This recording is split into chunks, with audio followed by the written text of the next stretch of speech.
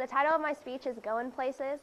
So I grew up traveling. I've never not known being on a plane or sitting on a boat somewhere. When I was young, my mom would always take me to Korea every summer. So I'd get thrown into school there, have to interact. I wouldn't know the language, and I would just sit there and stumble upon all my words and everything. But then the next summer, I'd be like, where are we going? And they'd be like, well, I guess we're going to Sweden this time. So I'd go to Sweden. One summer, I was lucky enough to go to Mexico, and I got to live in a place called Caterpillar. I don't know what the Spanish word for that is, but it was probably the greatest experience of my life because I got to live on a farm. I got to milk cows every day. Very neat experience. I woke up at 6 a.m., milk the cows, help with crops, and do like normal daily farm chores.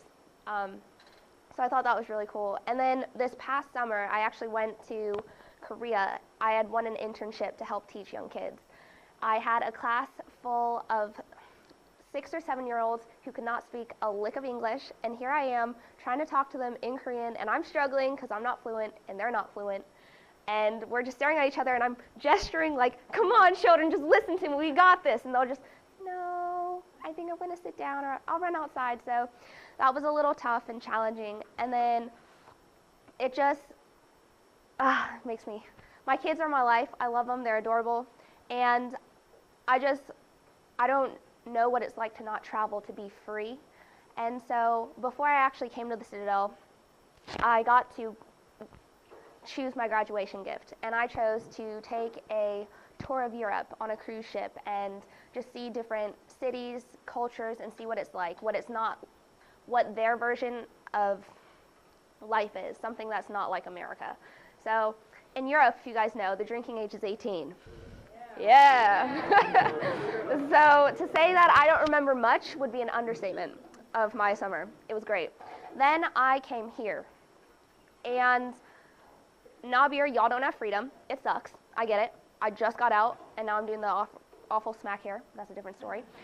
But it was weird to me because I'd had all this freedom. I always got to choose where I wanted to go on the weekends. And then I get thrown into this school, and I don't have freedom, and I have people yelling at me, telling me I suck.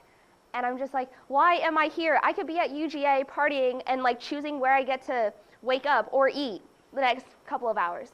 And I'm realizing now that like I wanted all this freedom, and I have the freedom at this school. I get to choose where I go.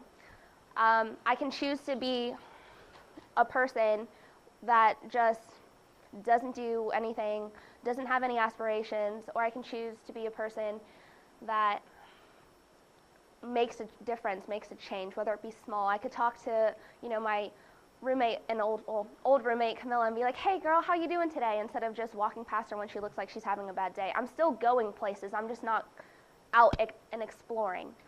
It's a different kind of change.